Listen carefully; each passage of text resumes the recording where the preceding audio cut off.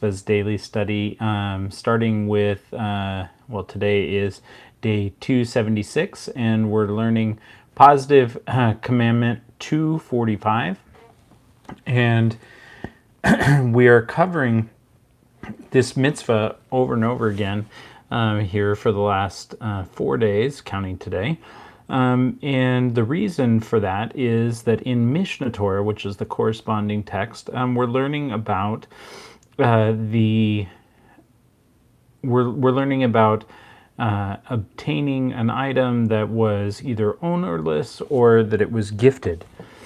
And there's not a specific mitzvah that relates to that in so many words, but it is tangentially related. It kind of branches off from the mitzvah, positive mitzvah 245, which is the rules of transactions of buying and selling. Yesterday we talked about how there are two ways that you could also acquire an item, and that's, if the item is ownerless or if it is given a gift. Ownerless is called hefker, which means that the item, maybe you found it in a deserted place, or someone says this is ownerless, or someone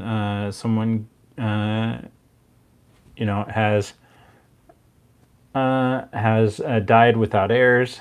That would also be a way. And then finally, gifting. So someone gives you something that they own. They can give it to you. They're allowed to give whatever they want, whenever they want, as long as they're alive. So I want to cover two things real quick. One is going to be a little darker subject, and then the other will be a little bit of a lighter subject. So hopefully I keep everything straight and I remember what I'm going to say. So first of all, the darker subject. If someone is on their way out, and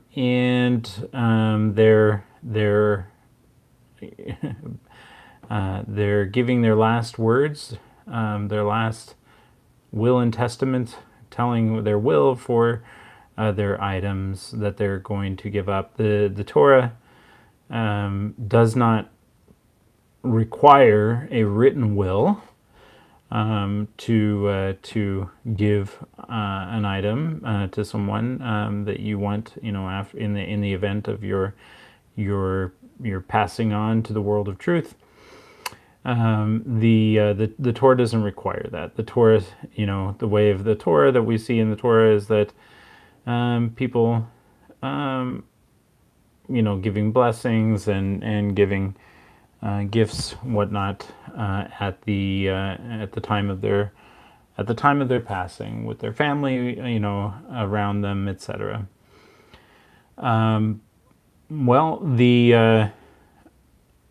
The rabbis said, it's probably better for many reasons that people would have a written will. So that's generally how things are done. If in all of these things, the big broad strokes.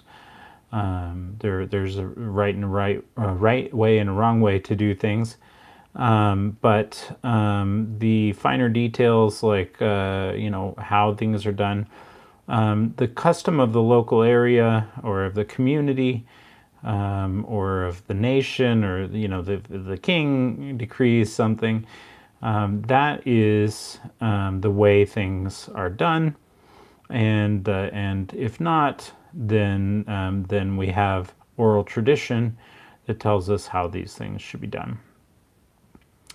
So a person on their deathbed, they're on their way out. They should they should either express with witnesses or in a will, that upon their passing that they would have these things would be gifted to someone. Let's say someone was appearing to be on their way out, and they said, I'm giving you all of these things, and they give it to whomever they want, and then they recover. Well, in that event, then the understanding is that they were giving these things with the understanding that they were going to pass away.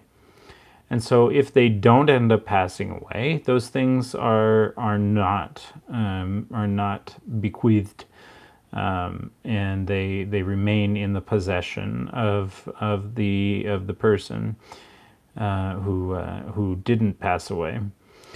So a will, it sounds obvious. A will is to give friends, family, whoever, possessions of the deceased on the event of their passing. And so that is one of the ways that things are gifted. All right, happy gifting. There is such a gifting of something where you can give something conditionally. So if this happens, then I give you this, or I will give you this on the condition that you will do this, etc. And one of the conditions that you can give something to someone else would be with the condition that they will re-gift it back to you after they're done with it.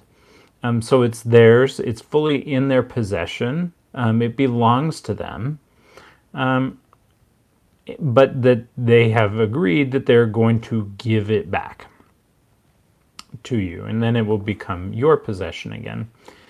All right, that sounds kind of funny. Well, there are times where we have a mitzvah, a commandment that the Torah gives us, that we have to take something, like for instance, the 4 species that we wave on Sukkot, on the festival of booths, or tabernacles, depending on how your Bible translates it. So on the festival of Sukkot, or Sukkos, we wave a palm branch, myrtle, willow, and a citron, which is like a lemon, kind of a very old style lemon, I suppose you might say. And so it's a mitzvah. It's written in the Bible that we're to take up these 4 species during Sukkot. Well, we're supposed to take up our collection of those species. What if you don't have it? What if you couldn't afford it? What if there simply weren't enough to obtain for the community, everyone in the community to have their own? Then there have been communities where there was one set for the entire community, and what they would have to do is each person would gift it to the next, and then they would gift it back. And so with that understanding that you're going to give it to them, then they're able to hold those, to say the blessing, Asher Krishanu b'mitzvos havitzivanu al netilas lulav, and they're able to lift up the lulav, their own lulav, and shake their own lulav, and perform the mitzvah and then they give it back to the other person. That person is able to either do the mitzvah themselves or to pass it on and gift it to someone else. And so this is a